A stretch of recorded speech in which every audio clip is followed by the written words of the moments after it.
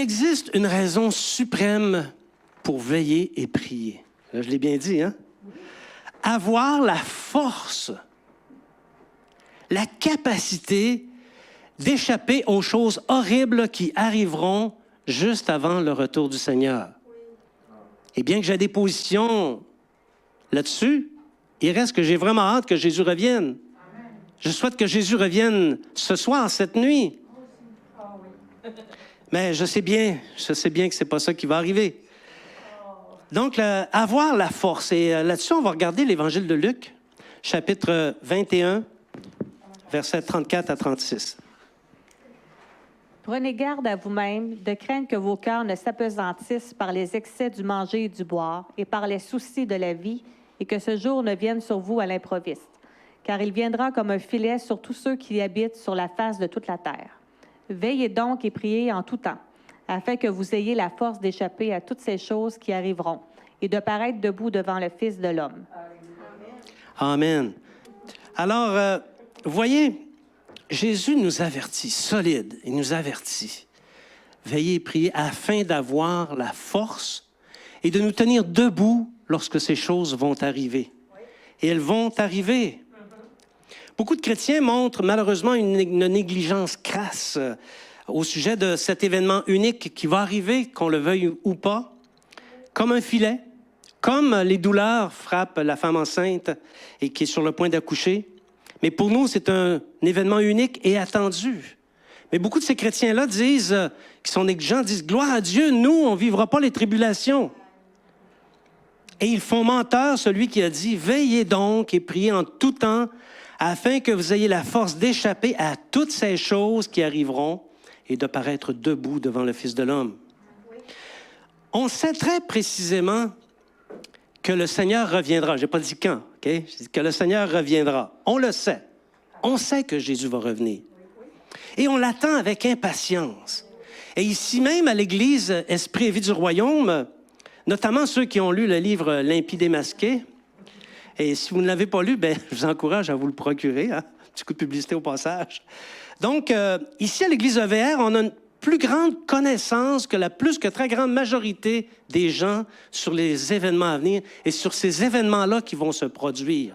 On le sait plus que beaucoup de chrétiens. Nous savons que ce sera un temps d'angoisse, similaire à ceux que Jésus a connus avant de monter à la croix et d'être livré aux païens. Nous allons expérimenter des souffrances comme celles que Jésus a expérimentées. Prenons garde à nous-mêmes, bien-aimés, parce que mon principal ennemi n'est pas le diable. Mon principal ennemi, c'est moi-même.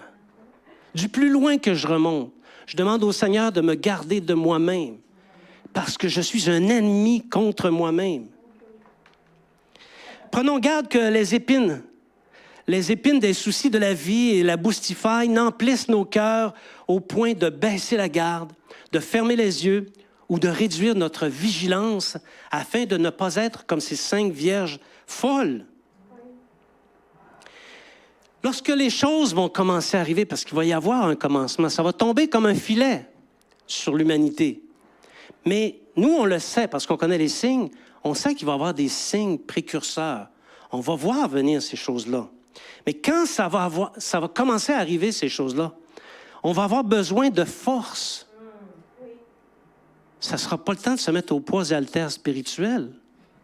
Il va falloir qu'on l'ait avant même que les événements arrivent, afin de nous tenir debout. C'est sûr que ceux qui vont avoir professé l'erreur darbienne vont être très déçus de voir arriver les tribulations. Coudon, on nous avait dit qu'on ne passerait pas au travers de ça. Il va y avoir de grandes déceptions. Et c'est peut-être une des raisons pour laquelle Jésus a dit, lorsque le Fils de l'homme reviendra sur la terre, trouvera-t-il la foi? Trouvera-t-il l'amour et trouvera-t-il la foi? Regardez avec moi Apocalypse, chapitre 14, versets 12 et 13. C'est ici la persévérance des saints qui gardent les commandements de Dieu et la foi de Jésus.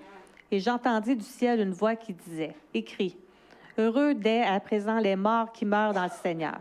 Oui, dit l'Esprit, afin qu'ils se reposent de leurs travaux, car leurs œuvres les suivent. À ce que je sache, il s'adresse à son peuple ici, hein? Heureux.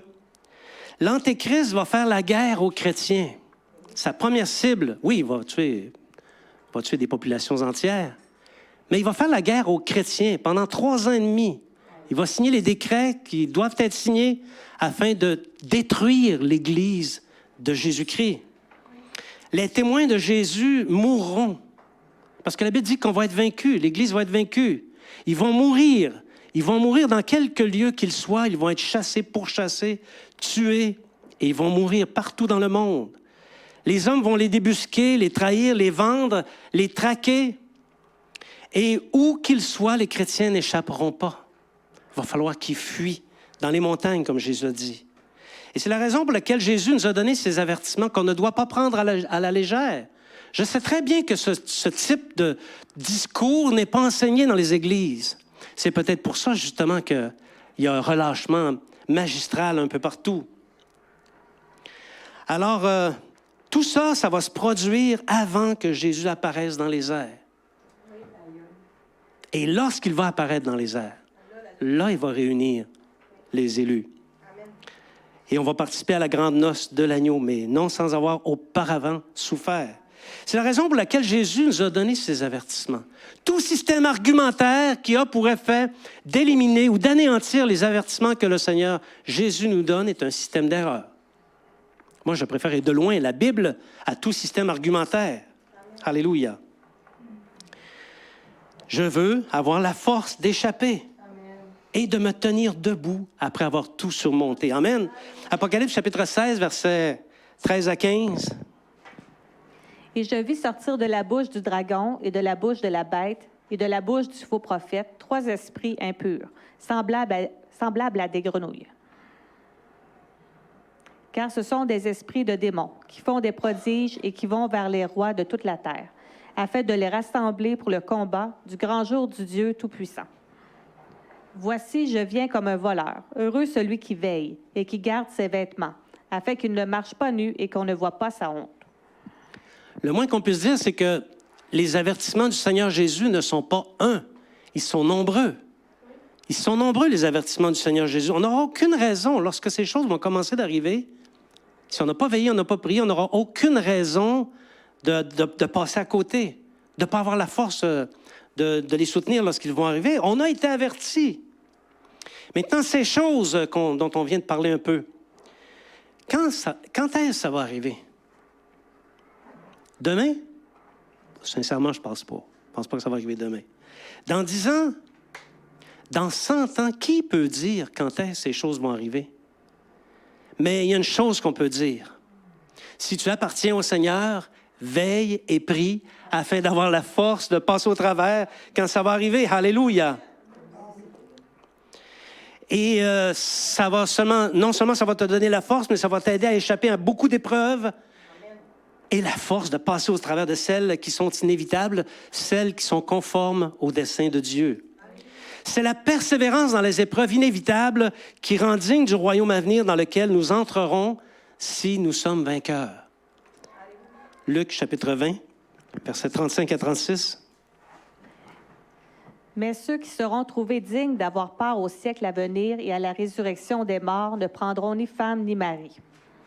Car ils ne pourront plus mourir parce qu'ils seront semblables aux anges et qu'ils seront fils de Dieu, étant fils de la résurrection.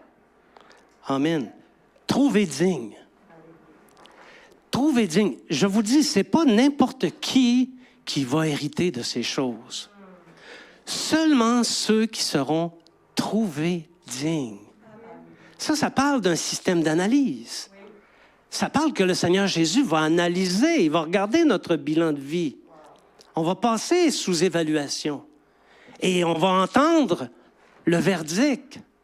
Digne ou pas digne. Mais ça va arriver. Donc, soyons de ceux qui veillent et qui prient afin d'être trouvés dignes et de participer au siècle à venir et être fils de la résurrection. Amen.